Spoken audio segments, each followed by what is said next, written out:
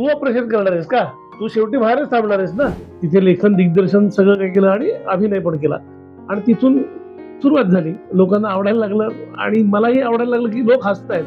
मला हसतायत का माझ्या विनोदावर हसतायत हा भाग वेगळा होता. पण हसतायत. त्यांना 2 मिनिटं त्यांचं टेन्शन बाजूला होतंय. सहकलाकार मी सांगेन पहिला माझा आवडता सहकलाकार म्हणजे सतीश तारे. त्याच्याबरोबर हू बाई फूचं अख्खं एक पर्व केलं, चौथं पर्व जे जिंकलं आम्ही. ज्यावेळेला तिचं ऑपरेशन होतं त्यावेळेला माझं शुभविवाह नावाची जी मालिका चालू होती, त्याचं शूटिंग मुंबईमध्ये चालू होतं आणि मला सांगितलं की उद्या ऑपरेशन आहे. तर मी म्हटलं मग ते शूटिंग कॅन्सल करू का? मी थांबतो इथे. ती म्हणली काय करणार आहेस तू? तू ऑपरेशन करणार आहेस का? तू शेवटी बाहेरच थांबणार आहेस ना. तुमच्या म्हणजे अथर्व सुदामे या कॅरेक्टर सोबतच्या रील पण खूप गाजतायत. खूप छान माणूस आहेत. खूप छान माणूस आहे. म्हणजे एवढं नाव असून एवढा आता मी एक टीव्ही कलाकार आहे असं समजूयात आपण. तर आम्ही जर दोघं जर का चाललेलो असू तर जास्त करून सुदामेलाच लोक ओळखतात. हो. त्याच्याकडे जाऊ मला असं वाटत नाही का अरे बापरे ह्याच्याकडे जातात माझ्याकडे येत नाहीत.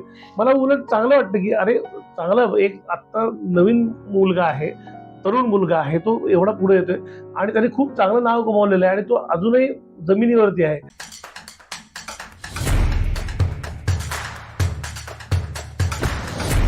नमस्कार. आज आपण आहोत भारी लोक या पॉडकास्ट चॅनलवरती आणि आज आपल्या सोबत आहेत मराठी मालिकेतील एक प्रभावी व्यक्तिमत्व म्हणजे विजय पटवर्धन. नमस्कार. मला जाणून घ्यायचंय की तुम्ही इतकं छान आमच्यापर्यंत पोहोचला ऍक्टिंग क्षेत्रातनं. तर या क्षेत्राची सुरुवात तुमची कशी झाली? सुरुवात कॉलेजमध्ये असल्यापासून झाली. मी आधी ठरलं नव्हतं की मी या क्षेत्रात काम करीन म्हणून. आधी मी क्रिकेट खेळायचो. क्रिकेट चालू असतानाच शांतीचं कार्ट मी बऱ्याच वेळेला सांगितलं या गोष्ट. तर शांतीचं कार्ट नावाचं नाटक बघितलं. लक्ष्मीकांत बेर्डे, सुधीर जोशी, नयनतारा यांचं आणि तेव्हा ठरवलं की आपण नाटकात काम करावं. लोकांना टेन्शन आहे, त्या टेन्शनपासून थोडंसं दूर जाण्यासाठी नाटकात काम करून त्यांना हसवूयात आणि त्यांचं टेन्शन दूर करूयात. आणि मग कॉलेजमध्ये असताना राजू बावडेकर आणि सुनील देव असे माझे 2 मित्र मला भेटले. ज्यांनी सांगितलं की एक नाटक करतोय, त्या नाटकात एक छोटासा रोल आहे, करशील का? मी संधी शोधत होतो. ती संधी कामाला आली आणि मी नाटकातनं काम करायला सुरुवात केली आणि त्याच्यानंतर मग BMCC मध्ये होतो, बृहन महाराष्ट्र वाणिज्य महाविद्यालय. आंतरमहाविद्यालयीन स्पर्धा केल्या, पुरुषोत्तम फिरोदिया. तिथे लेखन, दिग्दर्शन सगळं काही केलं आणि अभिनय पण केला आणि तिथून सुरुवात झाली. लोकांना आवडायला लागलं आणि मलाही आवडायला लागलं, की लोक हसतायत. मला हसतायत का माझ्या विनोदावर हसतायत हा भाग वेगळा होता. पण हसतायत. त्यांना 2 मिनिटं त्यांचं टेन्शन बाजूला होतंय. ते विसरतायत टेन्शन. तर आपण हे काम करत राहू असं वाटलं आणि मी ते काम करत राहिलो. पण ॲज अ करियर म्हणूनच हे क्षेत्र निवडायचं हे कधी तुम्ही ठरवलं? आणि पहिला जो तुम्ही रोल म्हणजे घेतलात, तर तेव्हा त्याच्यामागचं स्ट्रगल काय होतं? मी जेव्हा कॉलेजमध्ये चालू केलं अभिनय करायला, तेव्हाच ठरवलं होतं, की याच क्षेत्रात आपण आता करियर करूयात. हं, हं. म्हणजे मला असं वाटलं नव्हतं, की होईल वगैरे. मी काही ठिकाणी नोकरी सुद्धा केली त्यावेळेला. पण ती जिथं नोकरी केली, तिथल्या लोकांनी पण मला सूट दिली होती नाटकांमध्ये वगैरे काम करायला. नाटकाच्या वेळेला ते आम्हाला ॲडजस्ट करायचे. पण नंतर नाटकाचे प्रयोगच वाढायला सुरुवात झाली. त्याच्यानंतर मग ती नोकरी सोडली आणि ठरवलं, की या क्षेत्रामध्ये करियर करूयात. आणि खरं सांगायचं तर काही स्ट्रगल नाही करायला लागलं मला नशिबाने. बालनाट्य करत होतो मी म्हणजे आंतरमहाविद्यालयीन स्पर्धा झाल्यानंतर मी बालनाट्यामध्ये कामं करायला लागलो. आणि तिथेच राजा राणा म्हणून एक माझे सहकलाकार होते. हं, हं. त्यांनी माझं नाव सुचवलं कुर्यात पुन्हा टिंगलम या मालिकेसाठी. सॉरी कुर्यात पुन्हा टिंगलम या नाटकासाठी नाव सुचवलं आणि मग तिथून नाटकाचा प्रवास सुरू झाला. आणि मग नाटकात काम करायला मिळायला लागलं. वेगवेगळ्या नाटकांमध्ये काम केलं. सगळ्यात पहिल्यांदा त्या कुर्यात पुन्हा टिंगलम नंतर घरोघरी हीच बोंब नावाचं नाटक केलं मी. ज्याच्यामध्ये शरद तळवलकर आणि लता दत्ते हे 2 मोठे कलाकार होते आणि त्यांच्याबरोबर काम करता खूप शिकायला मिळालं आणि मग तिथून पुढे सासूबाईंचं असं असतं, ऑल द बेस्ट अशी नाटकं मिळत गेली आणि आत्तापर्यंत 50च्या वरती नाटकं झालीत आता. खूपच छान. तर नाटकांचं इतकं छान तुम्हाला करिअरमध्ये सपोर्ट लाभलाय. मग तुम्ही याच्यातनं मालिकांमध्ये कसे वळलात? म्हणजे पहिला ब्रेक मालिकांमध्ये तुम्हाला कुठून मिळाला? मालिकांमध्ये कथाकथी नावाची एक मालिका होती अल्फा हं, मराठीवरती. हं, हं. तर असंच आम्ही कुठेतरी नाटकाच्या दौऱ्यावरती गेलो होतो आणि त्याच्यानंतर दौऱ्यावरनं यायला उशीर झाला. ऑडिशन्स होत्या पुण्यामध्ये आणि आम्ही जवळ-जवळ 4:30-5 वाजता पोहोचलो. मी आणि केतन क्षीरसागर. हं. आम्ही दोघं पोहोचल्यानंतर आम्हाला कळलं की अशी-अशी ऑडिशन आहे. मग आम्ही गेलो तिकडे ऑडिशनला. तिथे कळलं की संपली ऑडिशनची वेळ. कारण सगळे आशा गुंडाळून मुंबईला चालले होते. म्हणजे हॉल सोडून बॅग वगैरे भरून चालले होते. आम्ही म्हटलं आम्हाला ऑडिशन द्यायची मग आम्हाला प्लीज काहीतरी एक संधी द्या. तर सुनील धर्माधिकारी म्हणून दिग्दर्शक होते. तर ते म्हणले, "ठीक आहे, हे जरा वाचा, बघा काय कसं जमतंय का बघूयात आपण." म्हणून आम्ही काही नाही कॅमेरा वगैरे त्यावेळेला लागला नाही. फक्त आम्ही वाचन केलं. अ, व्यंकोची शिकवणी नावाचं कथा होती दमाबाई राजदारांची. हं. तर ती मी आणि केतनने वाचली आणि ती त्यांना फारच आवडली. ते म्हणले, की दिवसभर उगीचच वेळ वाया घालवला आपण. दोघं शेवटी मिळाले. म्हणजे व्यंकूचं काम केलं केतननी आणि मास्तरचं काम केलं मी. आणि तो पहिला एपिसोड झाला आमचा कथाकथीचा आणि तिथं कथाकथीमधले अनेक एपिसोड मी केले. ती सुरुवात झाली कथाकथीपासून. खूप छान. आम्हाला तुमचे म्हणजे फेमस असे झालेले कार्यक्रम म्हणजे ते मालिकांमध्ये नांदा सौख्य भरे आणि हो. आता खूप छान फेमस झालं ते म्हणजे पारो. पारू. तर यातल्या ज्या तुमच्या भूमिका आहेत, तर या भूमिकांनी तुम्हाला नट म्हणून एक वेगळी ओळख कशी दिली?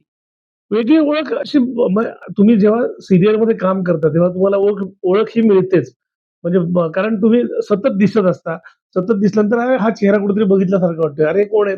हां, मग म्हणजे त्या नावाने ओळखायचे. हो, श्रीकांत किर्लोस्कर श्रीकांतच्या म्हणूनच नावाने हां. आम्ही ओळखतो.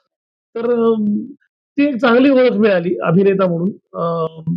दुसरी गोष्ट म्हणजे काय होतं ते कॅरेक्टर असं होतं, की बायकोला सपोर्ट करणारं होतं हं. प्रचंड. म्हणजे बायकोने कुठलाही निर्णय घेतला, काही निर्णय घेतला तरी तिला सपोर्ट करणारा आणि कुठे चुकलं तर तिला सांगणारा आणि प्रत्येक गृहिणीला आपला नवरा असाच असावा असं वाटत असतं, असं मला वाटतं. आणि त्या पद्धतीचं ते कॅरेक्टर असल्यामुळे मला ते आवडलं आणि मी सुद्धा सपोर्टिव्ह आहे. माझ्या बायकोला सपोर्ट करतो प्रत्येक वेळेलाच. त्यामुळे मला वेगळं काही जास्त करायला लागलं नाही. पण असा नवरा प्रत्येकीला मिळावा असं प्रत्येकीचं स्वप्न असतं आणि त्या पद्धतीने ते साकारलं गेलं त्यामुळे तो आवडला अनेक जणांना. खूप छान सर. आणि आपले वडील असे असावेत असंही प्रत्येकाला वाटतं. सपोर्टिव्ह असावेत, प्रत्येक वेळेला समजून घेणारे असावेत. तसाही मी होतो म्हणजे ते कॅरेक्टर होतं श्रीकांत किर्लोस्कर. हं, हं. त्यामुळे जास्त आवडलं लोकांना ते. त्यामुळे जास्त लोकांनी कनेक्ट करू शकले त्या रोलला. नक्कीच खूप कनेक्ट केलं.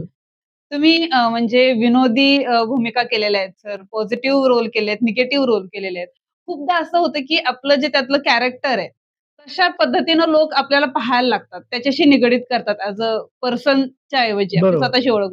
तर तसा एखादा प्रसंग तुम्हाला आलाय का? किंवा एखादा पॉझिटिव्ह रोल केला, एखादा निगेटिव्ह केला आणि तसाच इम्पॅक्ट किंवा तशीच छाप आपल्या प्रतिमेवर पडली आहे?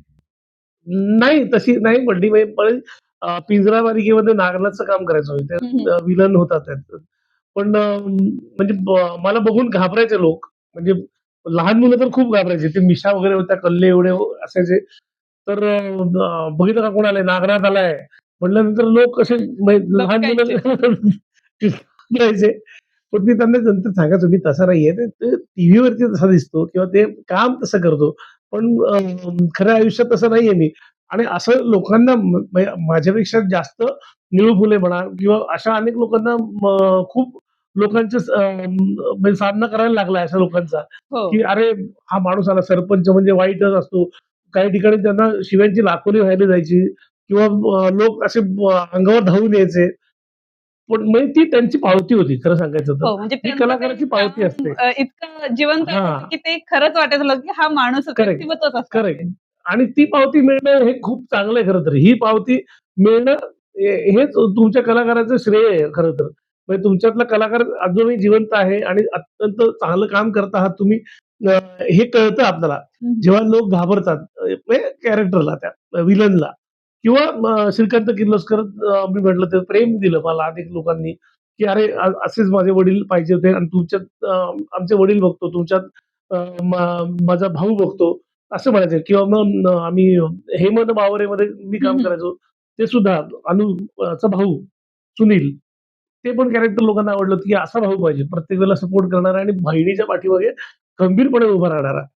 ते कॅरेक्टरही तसं मिळालं आणि ते कॅरेक्टर मला करता आलं आणि म्हणून लोकांची पावती मिळाली आणि आत्तापर्यंत मी काम करतो आहे मालिकांमध्ये.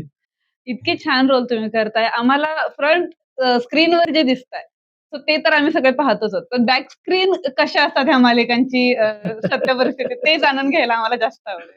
कोणाची कलाकारांची वगैरे? कलाकारांची सांगू शकता किंवा मालिकांची ओव्हरऑल तुमचा अनुभव त्याच्या बाबतीत कसा आहे? नाही, उत्तम, उत्तम. म्हणजे कलाकारांबरोबर उत्तमच बाइंडिंग असतं एकतर. आपण एक प्रोजेक्ट घेतलंय आणि ते प्रोजेक्ट चांगलं करायचं सगळ्यांना. त्यामुळे सगळेजण एकत्र आलेले असतात आणि चांगले वागत असतात. काही जण असतात असे, की काय म्हणूयात त्याला रूड वागतात किंवा स्पॉट बॉयज वगैरे किंवा सहकलाकार, ज्युनियर कलाकार असतात, त्यांच्याशी वाईट वागतात. पण ते आपण टाळायचं असतं शक्यतो त्यांच्याकडे लक्ष नाही द्यायचं. मी तर शक्यतो असं वागत नाही. अगदीच खूपच आपला काही पर्यायच नाही आता. आता अरे बापरे! आता डोकं फोडायची वेळ आली आता. तर मी चिड-चिड करतो. पण चिड-चिड करण्यात काही पॉइंटच नाही. अशी चिड-चिड करणारे सहकलाकार मिळाले, की मग नको वाटतं ते काम करायला. त्यापेक्षा आपण प्रत्येक वेळेला गुण-दोष बघण्यापेक्षा प्रत्येक वेळेला आपण सहकलाकाराचे गुण बघूयात आणि गुण धरून जाऊयात ना. दोष प्रत्येक वेळेला कशाला बघायचे? दोष बाजूला ठेवायचे आणि गुण बघायचे आणि त्या गुणांबरोबर काम करायचं. खूपच छान सर. पण असं खूपदा पाहिलं जातं, की ॲक्टिंग इंडस्ट्रीमध्ये टॅलेंटपेक्षा जास्त कॉन्टॅक्टला महत्त्व दिलं जातंय का? तुम्हाला काय वाटतं? तुम्ही स्वतः त्या इंडस्ट्रीमध्ये आहेत, तुम्ही नाही, जवळून मला पाहिलंय. मला नाही वाटत असं. आपण काम करत राहणं हे महत्वाचं आहे आणि तुम्ही जर का सातत्याने व्यवस्थित काम करत असाल आणि एक माणूस म्हणून चांगले असाल, इंडस्ट्रीमध्ये काम करायचं असेल तर मला असं वाटतं, की तुम्ही माणूस म्हणून चांगले असाल, तर तुम्हाला कुठेच कमी पडणार नाही. प्रत्येक वेळेला काम मिळतच राहील. तुम्ही सगळ्यांशी व्यवस्थित वागा, चांगले वागा, चांगलं बोला सगळ्यांशी, तुम्हाला नक्कीच काम मिळेल. मी तर माझं असं म्हणणं आहे, आता ते चुकीचं असेल असं वाटू शकतं कोणाला. पण माझं असं म्हणणं आहे, की तुम्ही 4 आणि कलाकार म्हणून कमी असा. पण तुम्ही माणूस म्हणून 100% राहा. तुम्हाला काम मिळणार. नक्कीच मिळणार. त्यामुळे कुठे गटबाजी वगैरे त्याच्यात मी पडतच नाही कुठे. काम करत राहायचं. कोणी विचारलं, "काम करणार आहेस का?" मला तो रोल आवडला आणि सगळं व्यवस्थित आपल्या गणितात बसलं, तर मी नक्कीच तो रोल करतो. त्यामुळे मला कुठे गटबाजी किंवा काय असं हे वाटत नाही कुठे. तुम्ही नाटकपासून सुरुवात केली, नाटकांमधून, त्याच्यानंतर मालिका केल्या, त्यानंतर काही चित्रपटही केले. मग तिकडे कसं तुम्ही चित्रपटात कसं पदार्पण केलंय? सेम तसंच ऑडिशन.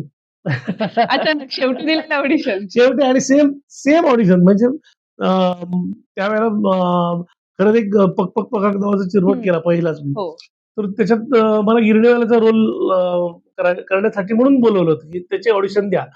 आणि तिथे गेल्यानंतर गिरणीवाल्याला 4-5 वाक्य होती. ती काय ऑडिशनमध्ये बसत नव्हती. म्हणून माझ्या हातात स्क्रिप्ट आलं ते मास्तरचं आलं. मी मास्तरचं एक नाकातनं आवाज काढून ते वाचून दाखवलं त्यांना आणि ते आवडलं त्यांना गौतम सरांना सुद्धा.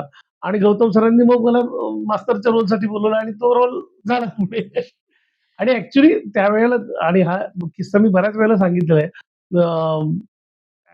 ॲक्चुअली असं आपण समजूयात, की 15 तारखेला शूटिंग चालू होणार होतं हं, पक हं. पक पकाकचं आणि त्यांचा अचानक फोन आला, की 15 नाही 12 तारखेला आपलं शूटिंग चालू होतंय. म्हणलं त्यावेळेला माझं ऑल द बेस्ट नाटकाचे दौरे खूप चालले होते आणि प्रयोग पण चांगले चालले होते. आणि 12 तारखेला माझा ऑल द बेस्टचा प्रयोग होता. मी त्यांना म्हटलं, "मला शक्य नाही येणं." मग खूप वेळ झालं की नाही काहीतरी ॲडजस्ट करा, हे करा, ते करा. पहिलीच फिल्म आहे. कसं करणार तुम्ही? पहिल्या फिल्मला नाही म्हणताय तुम्ही वगैरे हे सगळ्या गोष्टी झाल्यानंतर साधारणपणे 12 वाजेपर्यंत तेच चाललं आणि म्हटलं नाही करता येणार मला. मी त्या नाटकाला तारीख दिलेली आहे. कमिटमेंट माझी ती आहे पहिली. मला नाटक करायला लागणार आहे. शेवटी 12:15 वाजता लँडलाईनवरती गौतम सरांचा फोन आला, की "तुझा काय प्रॉब्लेम आहे?" मी म्हटलं, "असं-असं माझा प्रॉब्लेम आहे. 5 वाजता माझा प्रयोग आहे ऑन द बेस्टचा टिळक स्मारक मंदिरला आणि तो करणं आवश्यक आहे मला." आणि आपलं ॲक्चुअली शूटिंग 15 तारखेला होतं ते 12 तारखेला झालंय. त्यामुळे माझा काही प्रॉब्लेम म्हणजे माझ्यामुळे काही प्रॉब्लेम झालाय असं वाटत नाही मला. ते म्हटले, "तू प्रॉब्लेम केलेलाच नाहीयेस. पण तुला नाटकाला जायचंय का? बरं ठीक आहे, तू ये. आपण करू काय ते." मग मी बाईक घेऊन मंचरला गेलो आदल्या दिवशी आणि शूटिंगला सुरुवात कधी होते ते बघत होतो. कारण मुंबईवरून सगळं सामान येणार होतं. सगळं येईपर्यंत 12-12:15 वाजले आणि मी सरांना म्हटलं होतं, की मला 12:30-1 च्या दरम्यान सोडा, तर मी प्रयोगाला जाऊ शकेन. आणि शॉट कधी होणार? म्हणजे माझं मेकअप व्हायचा आहे, कॉस्ट्यूम्स चढवायचे आहेत, लाईट लागायचे आहेत, कॅमेरा लागायचा आहे, हे सगळं व्हायचे होईपर्यंत 12:30 वगैरे वाजले होते. गौतम सर आले आणि म्हणले, "जा, नाटकाचा प्रयोग आहे जा." म्हणलं, "आणि शूटिंग?" "ते बघतो मी काय करायचंय ते." मी बाईक काढली आणि गेलो प्रयोगाला. मी म्हटलं, "आता गेली फिल्म आपल्या हातनं." पण आठवड्याभराने परत फोन आला, की "पक पक पकाकचं शूटिंग आहे या." म्हटलं, "मी आहे चित्रपटात." मला वाटलं मला काढून टाकलं आहे. तर ते म्हणले, "नाही सरांना तुमची कमिटमेंट आवडली आणि म्हणून तुम्ही आहात या चित्रपटामध्ये." आणि मी त्या चित्रपटात होतो काम केलं आणि तेही लोकांना आवडलं. आणि त्याच्यानंतरही गौतम सरांबरोबर मी 1-2 चांगली कामं केली. सोनपरी नावाची हिंदी सीरियल त्यांच्यामुळे मला मिळाली. मी त्याचे हं. काही एपिसोड्स केले. मग गौतम सरांनी सुद्धा अप्रिशिएट केलं, की हां, हा माणूस कमिटमेंट पाळतो. आपण ह्याला काम देऊयात. त्यामुळे त्यांच्याबरोबर 2 ॲड केल्या, 1 सीरियल केली आणि त्यांचा पुढचा पण चित्रपट करणार होतो, पण काही तारखांच्या प्रॉब्लेममुळे मी नाही करू शकलो.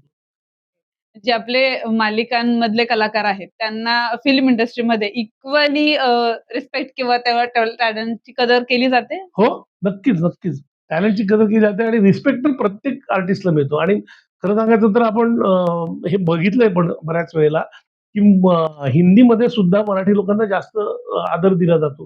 कारण सगळेजण स्टेज आर्टिस्ट असतात. स्टेजमधनं नंतर कॅमेऱ्याच्या समोर आलेले असतात. त्यामुळे त्यांचा जास्त आदर केला जातो आणि नक्कीच ट्रीटमेंट खूपच चांगली असते. कुठेही असं हे नसतं, की अरे हा सीरियलमधला कलाकार आहे. मग ह्याला तेवढं ग्लॅमर नसेल. पण तसं नसतं कारण ग्लॅमर जास्त तसंही म्हणलं तरी सीरियलवाल्यांना जास्त असतं. कारण ते प्रत्येकाच्या घराघरात पोहोचलेले असतात. पोहोचलेले असतात. अगदीच. तर तुम्ही इतके रोल केलेत, इतके वेगवेगळ्या भूमिका आतापर्यंत केल्यात.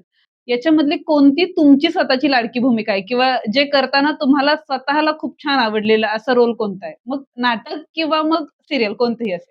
खरं तशी भूमिका अजून व्हायची आहे. कदाचित पुढची भूमिका माझी तशी असेल. पण आत्तापर्यंत अशी म्हणाल तर श्रीकांत किर्लोस्कर ही हे जास्त तुमचं स्वतःच आवडीचं. आवडीचं आणि मजा आली ती मालिका करताना किंवा तो रोल करताना सुद्धा मजा आली. कारण राजू सावंत नावाचे आमचे डिरेक्टर जे होते, ते अत्यंत सुंदर म्हणजे सुंदर काम काढून घ्यायचे ते. प्रत्येक वेळेला हे असं कर, तसं कर नाही. तुला करायचंय, तू तसं कर. तू कम्फर्टेबल असशील त्या पद्धतीने कर. तुझं काही चुकलं तर मी सांगतो. अशा पद्धतीने ते सांगायचे. आमचे कॅमेरामन पण अत्यंत उत्तम होते आणि त्यामुळे त्या युनिटबरोबर काम करताना मजा आली. आणि आमचे सहकलाकार म्हणजे आता माझ्या नाटकात सुद्धा ती काम करते आहे, मुग्धा कर्णिक, हं. जी अहिल्यादेवी किर्लोस्कर होती. हो. आता आम्ही कॅरी ऑन स्पायगिरी नावाचं नाटक सुद्धा करतो आहोत. तर आमचं ट्युनिंग खूप चांगलं जमून गेलं होतं आणि आमचे सीन खूप पटापटा व्हायचे. म्हणजे सुरुवातीला तर असं म्हटलं गेलं, की अरे हे सचिन तेंडुलकर आणि सेहवागची जोडी आहे. सीरियल म्हणजे सीन लागलं की पटकन संपतात. पटकन कळत पण नाही अरे कधी झाला सीन वगैरे. म्हणजे आमचे खरं सांगायचं अक्षरशः 3-4 सीन सकाळी लागायचे. ते 1-2 तासात संपायचे. 4 सीन संपायला 2 तास लागत नाहीत खरं तर. जास्त वेळ लागतो. पण आमचे पटापट सीन व्हायचे आणि ते ट्युनिंग असल्यामुळे व्हायचे. ते आ हाच क्वेशन माझा आता होता, की तुमचा आवडता सहकलाकार आत्तापर्यंतचा कोणता? कारण जितकं आपण मेन कॅरेक्टर जितकं आपण करतोय, ते जितकं स्ट्राँग आहे, तितका सपोर्ट जर सहकलाकाराचा मिळाला, तर आणखी खुलून येतो त्याच्यावर. Correct, correct. सहकलाकार मी सांगेन पहिला माझा आवडता सहकलाकार म्हणजे सतीश तारे. त्याच्याबरोबर "हू बाई फूचं" अख्खं एक पर्व केलं, चौथं पर्व जे जिंकलं आम्ही. त्याच्याबरोबर काम करताना खूप काही शिकायला मिळालं. खूप चांगले अनुभव आले आणि धमाल माणूस म्हणजे शब्दांच्या वरती किती प्रभुत्व असावं माणसाला. एक शब्द आणि त्या शब्दातनं अनेक विनोद निर्माण करणं आणि कुठल्याही काहीही समोर असू देत, त्या गोष्टीवरती काहीतरी विरोध करून, काहीतरी चांगला पॉइंट्स टाकून पुढे जाणं, हे त्या माणसाकडनं शिकता आलं मला. आणि ते अर्थात काय म्हणायचं फू बाय फू चं पर्व होतं. ती सीरियल थोडीशी वेगळी होती. पण सीरियल म्हणशील तर मुग्धा कर्णिक बरोबर काम करायला चांगलं वाटलं. खूप छान सर. आत्तापर्यंत तुम्हाला असा एखादा रोल आहे का, जी तुम्हाला करण्याची इच्छा आहे किंवा त्या रोलसाठी तुम्ही अजून वाट बघताय किंवा असं व्यक्तिमत्व की असा रोल जो आहे, तो मला मिळायला हवा, असं काही आहे का ॲज अ कलाकार? मला खरं सांगायचं तर नाटकामध्ये जे अपेक्षित होते ते सगळे म्हणजे ऑन द बेस्ट नाटक बघितलं होतं मी. 95 साली जेव्हा ओपन झालं नाटक, हं, हं. त्यावेळेला बघितलं होतं आणि संजय नार्वेकरची एनर्जी आणि जे काय तो काम करायचा ते बघून मला असं वाटलं होतं, की हा रोल आपल्याला मिळाला पाहिजे. आणि मग ती खूप माझी इच्छाशक्ती प्रबळ होती असं म्हणूयात. त्यामुळे मला साधारणपणे 99 साली वगैरे तो रोल करायला मिळाला. म्हणजे 4 वर्षातच तो रोल करायला मिळाला आणि नंतर मी त्या नाटकाचे जवळपास 1.5 ते पावणे 2,000 प्रयोग केले. त्यामुळे मला अजून एक असं आपल्या कॅपॅसिटीला खूप मोठे-मोठे रोल आहेत. पण तोपर्यंत मी पोहोचीन माहीत नाही. अजून तोपर्यंत पोहोचण्याची माझी क्षमता निर्माण व्हायची आहे. ज्यावेळेला होईल त्यावेळेला मी नक्की सांगेन, की मला हा रोल करायचा आहे. पण आत्ता मला जे रोल मिळतात त्या रोल्समध्ये मी अत्यंत समाधानी आहे. या करिअरमध्ये खूप सारे म्हणजे कोणत्याही करिअरमध्ये उतार-चढाव येत राहतात. हो. सो या करिअरमध्ये ॲक्टिंगचं कधी असं झालंय का, की कुठला डाउनफॉल आलाय आणि तुम्हाला असं वाटलंय, की नाही आता ॲक्टिंगचं करिअर सोडावं, असं कधी झालंय? नाही, नाही. कधीच नाही. दैवयोगाने अजिबात असं काहीही झालेलं नाहीये. व्यवस्थित सगळं चाललेलं आहे आणि कधी-कधी काय होतं, ह्या गोष्टी पण अशा असतात आपल्या या क्षेत्रामध्ये तुम्हाला रोज काम असतं एकतर किंवा मग एक 3-4 महिने काहीच काम नसतं. पण ते 3-4 महिने आता नैराश्यात घालवण्यात काही पॉइंट नाही. काहीतरी नवीन शिकायला पाहिजे त्याच्यातनं. काहीतरी गमती-जमती शिकल्या, आपल्याच करिअरमध्ये काहीतरी वेगळं करता आलं तर ते शिकता येतं. मला मध्ये पण काही वेळ असं होतं, की 3 महिने काही कामच नाहीये. पण ते 3 महिने मी अरे आता आपल्याला काही कामच नाही. आता आपण नाटक सोडून दिलं पाहिजे. आपण मालिकांमध्ये काम करणं सोडून दिलं पाहिजे. असं कधीच विचार मनात शिवला नाही. त्याच्याऐवजी मग मी लेखन करत होतो किंवा नवीन-नवीन काही चित्रपट, नाटकं ते बघत होतो. अनेक लोकांना भेटत होतो. त्यांचे अनुभव कसे आहेत, काय आहेत ते शिकत होतो त्यांच्याकडनं. ही शिकण्याचा वेळ असतो. कारण आपण प्रत्येक वेळेला नाटक करतो किंवा सीरियल करतो. त्या सीरियलच्या शूटिंगमध्ये प्रचंड बिझी झालेलो असतो. काही नाही तरी रोज शूटिंग असतं किंवा महिन्यात एक 20 ते 22 दिवस तरी सीरियलचं शूटिंग चाललेलं असतं. नवीन काही बघता येत नाही, नवीन लोकांना भेटता येत नाही. हे जे काय आपल्याला जो रिकामा वेळ मिळालेला आहे, तो सत्कारणी लावावा, असं मला वाटतं आणि मी तेच करत आलो आणि त्याच्यामुळे मला कधी असं नैराश्य नाही आलं कधीच आणि घरनं पण खूप व्यवस्थित सपोर्ट असल्यामुळे कुठेच असं, "अरे बापरे! आता आपल्याला खूप स्ट्रगल करायला लागणार आहे. नको आता सगळं सोडून द्या." असं वाटलं नाही. कारण मला जे करतोय त्याच्यात खूप आनंद आहे. लोकांचं मनोरंजन करणं, हेच जर का मी पहिल्यापासून ध्येय ठेवलेलं आहे आणि ते करता येतंय, तर हे क्षेत्र का सोडायचं आपण? कुठल्या ना कुठल्या तरी पद्धतीने मनोरंजन करत राहणं आणि लोकांना हसवत राहणं, हे कायम ठेवलेलं आहे. तुम्ही इतकं पडद्यावर आमच्यासाठी छान सगळ्यांना हसवण्याचं काम करताय सर. पण तुमच्या लाईफमध्ये एक फेज आलता जेव्हा तुमच्या वाईफचा इलनेसचा फेज होता. हं. सो तो ॲज अ ॲक्टर म्हणून तुम्हाला पॉझिटिव्ह रोल करायचा आहे, ॲज अ हसबंड बनून तुम्हाला तिथेही अवेलेबल राहायचंय. तर हा सगळा फेज तुम्ही कसा मॅनेज केलात? काय होतं त्यावेळी मागचं स्ट्रगल? मॅनेज करण्यासाठी पहिली गोष्ट म्हणजे जी पेशंट होती तिनेच मला जास्त सपोर्ट केला म्हणजे बायकोने माझ्या. तिने असं कधीच जाणवून दिलं नाही, की तू पाहिजेस मला आता. म्हणजे ज्यावेळेला तिचं ऑपरेशन होतं त्यावेळेला माझं शुभविवाह नावाची जी मालिका चालू होती, त्याचं शूटिंग मुंबईमध्ये चालू होतं आणि मला सांगितलं, की उद्या ऑपरेशन आहे. तर मी म्हटलं, "मग ते शूटिंग कॅन्सल करू का? मी थांबतो इथे." ती हं, म्हटली, हं. "काय करणार आहेस तू? बापरे! तू ऑपरेशन करणार आहेस का? तू शेवटी बाहेरच थांबणार आहेस ना? जे काय करणार ते डॉक्टर करणार आहेत. तू तुझं शूटिंग कर ना. तू इथे बसल्यानंतर तुझं शूटिंग कॅन्सल होणार. 10-15 लोक घरी बसणार किंवा तुमचं शूटिंग कॅन्सल करून दुसरं काहीतरी वेगळा ट्रॅक चालू होईल. कशाकरता असं? म्हणजे अनेक आपल्या सीरियलमुळे जर का 30-40 जणांचं घर चालणार असेल आणि तू फक्त माझं ऑपरेशन आहे म्हणून घरी थांबणार. जे काही करणार नाहीयेस. नुसतंच बसून राहणार आहेस. त्यापेक्षा काम कर. त्या लोकांचे आशीर्वाद घे. ते आशीर्वाद आपल्याला उपयोगी पडतील. मी बघते काय करायचंय ते. त्यामुळे तिचं ऑपरेशन चालू असताना मी तिकडे शूटिंग करत होतो. फोनवरती फक्त कनेक्ट होतो, की झालं ऑपरेशन, ओके झालंय. आता असं-असं झालंय. ह्या गोष्टी मला कळत होत्या आणि त्याच्यानंतर सुद्धा मी शूटिंगच करत होतो आणि मला ती सांगत होती, की हे असं-असं आहे, असं-असं झालेलं आहे आणि कुठल्याही पद्धतीने तिने मला त्रास दिला नाही, की मला मला असं होतंय, आता तू थांब, आता शूटिंगच करत नकोस, आता नाटकालाच जाऊ नकोस, माझ्याजवळ बसून राहा. तिने खूप म्हणजे खूप सपोर्ट केला आणि तिच्यात तेवढी हिंमत होती म्हणून माझ्या अंगी तेवढी हिंमत आली आणि मी ते नाटक किंवा मालिका करायला उभं राहू शकलो. त्या खूप स्ट्रॉंगली तुमच्या प्रचंड, बरोबर म्हणायला लागेल उभ्या प्रचंड, होत्या. प्रचंड म्हणजे ती पहिल्यापासून स्ट्राँग आहे. म्हणजे मी आत्ता जे काही उभा आहे, ते तिच्यामुळेच उभा आहे. म्हणजे अशी फेज पण आली होती, की आम्ही दोघेही नाटकांमध्ये कामं करत होतो आणि आमच्या मुलीचा जन्म झाला आणि अशा वेळेला असं ठरलं, की आता एक कुठलंतरी फिक्स इन्कम पाहिजे. तर ती म्हटली, "तू नाटकातनं कामं कर, मी नोकरी करते." खरं तर तिलाही आवड होती अभिनयाची वगैरे, पण ती म्हटली, "नाही, तू अभिनय कर, नाटक कर, सिनेमा कर, मालिका कर, जे काय करायचे ते कर. मी घर सांभाळते, मी नोकरी करते." आणि तिने अभिनय क्षेत्रातनं ती त्यावेळेला स्टेप निवृत्ती घेतली, बॅकआउट झालं. बाजूला झाली, नोकरी करायला लागली आणि मुलीकडे, संसाराकडे तिने सगळं व्यवस्थित बघितलं आणि मी मुंबईमध्ये नाटक, सीरियल शूटिंग करत होतो. खूप छान सर. पण मला परत हा प्रश्न येतो, की मग आपले ॲक्टर्स जे आहेत, ते फायनान्शियली अजूनही तेवढेच इन्सिक्युअर आहेत का? हो आहेत. कारण योग्य ते सेव्हिंग होत नाही. म्हणजे जे पैसे येतात ते कुठे जातात ते पटकन कळत नाहीत.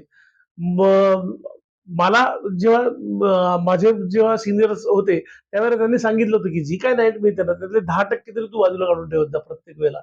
₹100 नाईट असेल तर ₹10 बाजूला काढून ठेवत जा.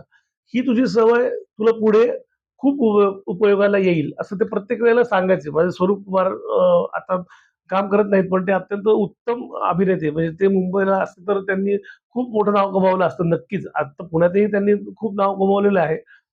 पूर्वीच्या काळातले ते कलाकार असले होते. पण त्यांनी प्रत्येक वेळेला सांगितलं, की व्यसन आणि हे नंतरची गोष्ट आहे. पहिली आपला संसार आहे आणि संसार जर का आपला व्यवस्थित राहायचा असेल, तर त्याकरता सेव्हिंग पाहिजे आणि तुम्ही 10% तरी पैसे बाजूला काढून ठेवत जा. आणि त्यामुळे ती सवय लागत राहिली. बायकोनेही ती मदत केली आणि ती सांगत ती सगळे पैसे तिच्याकडेच जातात. त्यामुळे ते व्यवस्थित सेव्ह करत असते आणि हे प्रत्येकाने जर का सेव्हिंग केलं किंवा इन्शुरन्स काढणं अत्यंत महत्वाचं आहे मी तर म्हणतो. आता जेव्हा फाउंडेशन सुरू केलं तेव्हा तर त्या इन्शुरन्सचं मला महत्त्व फारच पटलं, की तुमच्या कठीण काळामध्ये जर का तुमच्याकडे इन्शुरन्स नसेल, तर खूप खूप स्ट्रगल करावं खूप लागतं. स्ट्रगल, खूप प्रॉब्लेम येतात. ते मला हेच विचारायचं होतं, की कारण हा लहान-मोठा आजार नव्हता. त्यांनी बरंच हो. कारण त्याच्यामध्ये फिजिकली खूप जास्त स्ट्रगल आहे त्या याच्यामध्ये आणि भर मग तिथं तुम्हाला फायनान्शियली पण स्ट्रगल करायला लागलं आणि मेंटली पण. जेव्हा आपला पार्टनर जो आपला एवढा मोठा सपोर्ट सिस्टम आहे, तो एका याच्यातनं एवढा जर स्ट्रगल करतोय, पेनमधनं जातोय, हं. तर आपलं म्हणजे तुम्ही स्टेबल राहायला कसं शिकला? त्याच्यामध्ये म्हणजे तुम्ही कशाला प्रायोरिटी दिलीत? एक फायनान्शियली सगळ्या गोष्टी सेटल डाउन करणं, स्वतःला इमोशनली सांभाळणं आणि तुमचं इक्वली काम पण मॅनेज करणं. सो कसं मॅनेज केलं ते? कारण हे छोटी गोष्ट नाहीये. सर्दी खोकला असतं किंवा एखाद महिन्याचं दुखणं ठीक आहे आपण मॅनेज करतो. बट कॅन्सर सारखी मोठी गोष्ट ती फेजच हलवून टाकणारी आहे. मॅनेज करणं अवघड वाटत होतं. पण तीच गोष्ट आहे, की बायकोकडनं खूपच सपोर्ट होता आणि त्याच्यामुळे मेडिटेशन मुख्य म्हणजे तुम्ही जर का मेडिटेशन करत असाल, सकाळी 10 मिनिटं लागतात. 10-15 मिनिटं मेडिटेशन करा. तुमचं मन प्रत्येक वेळेला शांत राहतं आणि ते मन शांत असलं आणि घर शांत असलं, की तुम्ही कुठल्याही संकटातून कसाही मार्ग काढू शकता. हे मला अगदीच पटलेलं आहे. त्यामुळे ते शांत राहणं, कुठेही पॅनिक न होणं, प्रत्येक वेळेला काहीतरी विचार करून आपण जी काही कृती करतो आहोत ती करणं. ह्याच्यामुळे तुम्ही सगळं मॅनेज करू शकता. तुम्ही प्रत्येक वेळेला पॅनिक होत, "अरे नाही, आता मला बायकोच्या हाती थांबायचंय, मला घरी थांबायचंय." मग भांडणं, "नाही, मी शूटिंग नाही करणार." हे केलं तर तुमचे प्रॉब्लेम्स वाढत जाणार. तुम्ही जर का त्या माणसांना सांगितलं, की "नाही, मला आता अशा-अशा वेळेला इथे थांबायला लागणार आहे. आपण थोडंसं ॲडजस्ट करूयात." समोरच्या माणसाला सुद्धा कळतं, की काय ॲडजस्ट करायचंय. मग शूटिंग ॲडजस्ट होणार, तुमचं नाटक ॲडजस्ट होणार. पैशाच्या बाबतीत काही प्रॉब्लेम असेल, तुम्ही मालिकाच्या माणसाला सांगा, की असा-असा प्रॉब्लेम आहे. मला जर का तुम्ही आत्ता थोडेसे पैसे पाठवलेत अ, आधीच, तर ते मॅनेज होईल प्रॉब्लेम आणि पुढे तुम्ही जेव्हा माझं पेमेंट करणार आहात, तेव्हा ते पैसे कापून घ्या माझ्याकडनं. ही जर का मॅनेजमेंट तुमच्याकडे असेल, तर तुम्हाला नाही प्रॉब्लेम येणार आणि तेच आम्ही करत आलो आणि त्यामुळे या मोठ्या संकटातनं सुद्धा थोडेसे म्हणजे ते संकट पार करू शकलो. पण एका मालिकेचे पैसे राहिले होते. ज्यावेळेला आम्हाला पैशाची आवश्यकता होती, त्यावेळेला ते पैसे आले नाहीत. अजूनही आले नाहीयेत. आता बघूयात पुढच्या म्हणजे असंही होतं, की म्हणजे काम केले आणि त्याचा मोबदला नाही मिळाला असं हो, होतं? हो, होतं. होतं. बापरे! आणि नेमकं त्याच वेळेला हे सगळं झालं होतं. कोव्हिडच्या काळात आणि कोव्हिडच्या काळानंतरचा सगळा भाग होता हा. आमची सीरियल पण त्यावेळेला संपली होती आणि त्याचे पैसे त्यांनी चेक दिला होता, तो चेकही बाउन्स झाला होता आणि त्याच्यानंतर फोन करतोय, मेसेज करतोय, त्या कुठल्याच मेसेजला, फोनला उत्तर नाही, काही नाही आणि अजूनही नाही. अजूनही ते पैसे येतील अडकलेतच असं ते. आपण म्हणूयात. तो पॉझिटिव्ह विचार करायचा. तुम्ही याच्यानंतर एक फाउंडेशन सुरू केलंत. सो ही कल्पना तुम्हाला कशी म्हणजे कसं ते पुढं तयार झालं? फाउंडेशनची कल्पना तुम्ही कुठून सुरू केली आहे ती आणि आता ते कसं म्हणजे काय त्याच्याबद्दल थोडं सांगाल का? हां, ॲक्चुअली जेव्हा आम्हाला पैशांची गरज होती, त्यावेळेला ते पैसे काही मिळाले नाहीत आम्हाला. म्हटलं आपण इतरांच्या म म हे इतरांच्या बाबतीत हे व्हायला नको, असले प्रसंग घडायला नकोत. काय करता येईल असं विचार करत होतो. त्यावेळेलाच नेमकं कोव्हिड आलं आणि सगळं बंद पडलं. नाटक बंद, सीरियल बंद, चित्रपट बंद, सगळं बंद. आणि माझे काही बांधव आहेत जे बॅकस्टेजला काम करतात. हं, हं. त्यांच्या हातावर पोट आहे. प्रयोग झाला की पैसे मिळणार आणि पैसे मिळाल्यानंतर त्यांची चूल चालणार. चालणार. पण ते बंदच झालं होतं सगळं. त्यामुळे त्यांचे हाल दिसत होते मला. ते भेटायचे, "अरे दादा काहीच काम नाहीये आणि आता कसं होणार हे चाललंय, प्रॉब्लेम्स आलेत." काहींचे मेडिकल प्रॉब्लेम आले होते. काहींचे खाण्याचे प्रॉब्लेम आले होते. हे मला कारण मी एक सच्चा नाटकवाला असल्यामुळे आणि ते सगळे माझे मित्र असल्यामुळे मला असं वाटलं, की आपण काहीतरी याच्यासाठी करायला पाहिजे. म्हणून मी समाज माध्यमावरती एक पोस्ट टाकली, की माझे बांधव असे अडचणीत आहेत. त्यांना मला मदत करावीशी वाटतेय. तुम्हाला जर का मदत करावीशी वाटत असेल तर माझ्याशी संपर्क साधा. आपण सगळे मिळून एकत्र येऊन त्या लोकांना मदत करूयात. आणि त्याचा खूप चांगला इफेक्ट झाला त्या पोस्टचा आणि अनेक लोकांनी मदत केली. अनेक लोकांनी मदत पाठवली आणि त्या मदतीतनं आपण जवळपास 1,500 ते 2,000 कलाकारांचं पूर्ण कुटुंब 4 जणांचं कुटुंब 1 महिनाभर तरी व्यवस्थित खाऊ-पिऊ शकेल अशा पद्धतीचं शिधा वाटप आपण केलं आणि त्याच्यामुळे लोकांचे खरंच आशीर्वाद मिळालेत आम्हाला. पण ह्या कामामध्ये आम्ही खूप मोठं काम केलंय असं मी कधीच म्हणत नाही. आम्ही लोकांकडे मदत मागितली आणि ती लोकांनी आमच्यापर्यंत पोहोचवली. आम्ही एक माध्यम होतो त्यावेळेला, असं म्हणूयात आपण, की कारण त्यांना असं वाटत होतं, की ह्या माणसाकडे जर का आपण मदत पोहोचवली तर तो व्यवस्थित योग्य लोकांपर्यंत ती मदत पोहोचवेल. आम्ही पण मदत पण म्हणत नाही आम्ही त्याला मैत्रीचा हात असं म्हणतो. खूपच छान सर. कारण कसं आहे, की हे ॲक्टर सोबतच तुमची माणूस म्हणून विचारांची पावती आहे. कारण जो त्रास आपण भोगलाय, तो कोणी फेस करू नये, या विचारातनं जे तुम्ही सुरू केलं, त्यातून हे एवढं मोठं फाउंडेशन सुरू झालंय आणि ते इतकं चांगलं लोकांना मदत करतंय. स्ट्रगल नंतर म्हणजे या फेज नंतर लाईफच्या तुमचं असं झालंय का, की ॲक्टिंगची किंवा सक्सेसची तुमच्या मताने परिभाषा वेगळी झालीये, त्याच्यामध्ये बदल पडलाय? कारण ॲक्टरसाठी फेमस होणं म्हणजे असतं, की सगळ्यांच्या तोंडात त्याचं नाव असतं किंवा ॲक्टिंगची छाप असते, बरोबर? सो या एका फेज नंतर तुम्हाला असं झालंय का, की ॲज अ माणूस म्हणून पण आपण म्हणजे सक्सेसफुल असणं किती गरजेचं आहे? तर ते पॉइंट ऑफ व्ह्यू तुमचा चेंज झाला होता का? पॉइंट ऑफ व्ह्यू चेंज झाला म्हणजे मी परत तेच सांगेन, की सक्सेस अजून मिळायचाच आहे. अजून भरपूर वेळ आहे. भरपूर स्ट्रगल आहे त्याच्याकरता आणि ते स्ट्रगल मी आनंदाने स्वीकारतो आणि ते पाहिजेच आहे. प्रत्येक वेळेला माणूस हा शिकतच असतो आणि त्या शिकण्यातच मोठा होतो. अजून खूप मोठं व्हायचंय आपल्याला. आत्तापर्यंत कुठेतरी छोटं-छोटं नाव मिळायला लागलेलं आहे. आत्तापर्यंत असे पॉडकास्ट वगैरे सुरू झालेले आहेत. पण ह्याच्यापेक्षा खूप नाव कमवायचंय. अजून लोकांना म्हणजे अशा पद्धतीला अशा ठिकाणी पोहोचायचंय, की अरे विजय पटवर्धन नाहीये, मग त्याला बोलवा, त्याला बोलवा. त्याच्याशिवाय हे काम पूर्ण होऊ शकत नाही. ह्या स्टेजला यायचोय अजून मी. ह्या स्टेजला जेव्हा माणूस येतो ना, त्यावेळेला मी असं सांगेन, की अरे आता भरून पावलं. पण त्याला खूप वेळ आहे अजून, खूप वेळ आहे. नक्कीच सर तुम्ही तिथे पोहोचाल आणि आता तर तुमच्या वाईफ तुमच्या मॅडम सोबत सुद्धा तुम्ही काम करतायत हो. आता आणि इतके छान रीलमध्ये वगैरे त्यामध्ये पुन्हा ॲक्टिंग क्षेत्रात परत येतायत. हां, तिचं नाही चालू आहे स्ट्रगल तिचं पण तिचं आता असं म्हणणं आहे, की मी ॲक्टिंग क्षेत्रात काही येणार नाही. ती प्राणी हिलिंग करते आणि त्या पद्धतीने मेडिटेशन्स वगैरे चालू असतात. तिचं ते क्षेत्र वेगळंच झालेलं आहे. त्यामुळे पण जी अभिनयाची काय हौस होती ती सगळी भागवत होती आमच्या रील्समधनं.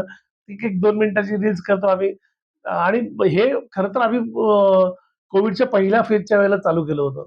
पहिल्या फेजच्या वेळेलाच असं वाटत होतं, की अरे सगळं बंद आहे, पण लोकांना टेन्शनमधनं बाहेर काढायचं असेल तर 1-2 मिनिटं हसवूयात. मग मी बरोबर 5 वाजता एक रील टाकायचो. असे जवळ-जवळ 213 एपिसोड आम्ही केले त्यावेळेला आणि ते लोकांना आवडले होते. तर ती म्हटली, "बास माझी हौस भागली आता. आता काय आता आता संसार बघूयात पुढे. संसार आणि बाकीच्या गोष्टी म्हणजे बघूयात." ते सगळं सांभाळताना स्वतःची आवड पण त्यांनी हां, थोडीशी सांभाळली आहे. उत्तम आणि मी जे काही म्हणेन आता असं करूयात. अशा पद्धतीचं एक रील करू. हो, ठीक आहे करूया. अशा पद्धतीचं करूया. ती कधीच मी नाही करणार आहे असलं, मला नाही आवडलं वगैरे असं कधीच नाही म्हटली. तिने त्यामुळे मग मी सांगतोय मला आयुष्यात तिने भरपूर सपोर्ट केला आणि त्याच्यामुळे मी इथपर्यंत आलेलो आहे.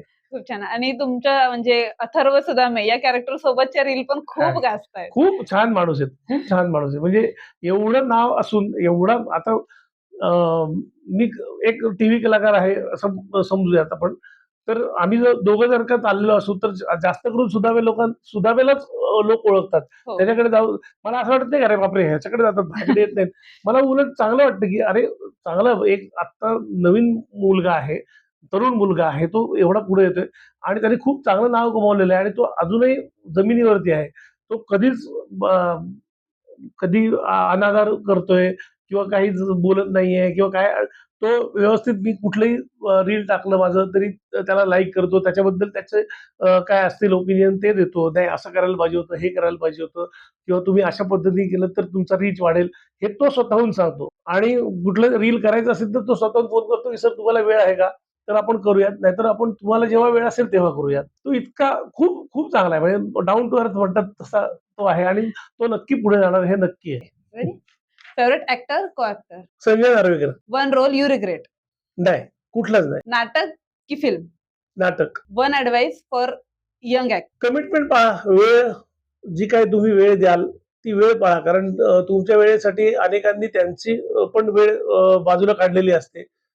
त्यांना वाट बघायला लावू नका. तुम्ही जर का 9 वाजता येतोय असं सांगितलं तर 9 वाजता पोहोचा किंवा कुठली तारीख शूटिंग द्यायचंय किंवा नाटक सांगितलंय त्या वेळेला मी आहे, त्या प्रयोगाला आहे असं सांगितलं की त्या प्रयोगाला जा. वेळ पाळा, तुम्ही खूप मोठे व्हाल. ऑन स्क्रीन विजय की of screen Vijay of screen. Actor की हस्बंड कोणता रोल जास्त डिफिकल्ट ऍक्टर. आहे ओके फेम की रिस्पेक्ट रिस्पेक्ट. स्टेबिलिटी रिस्पेक्ट म्हणजे रिस्पेक्ट तुम्ही द्याल तर तुम्हाला मिळेल.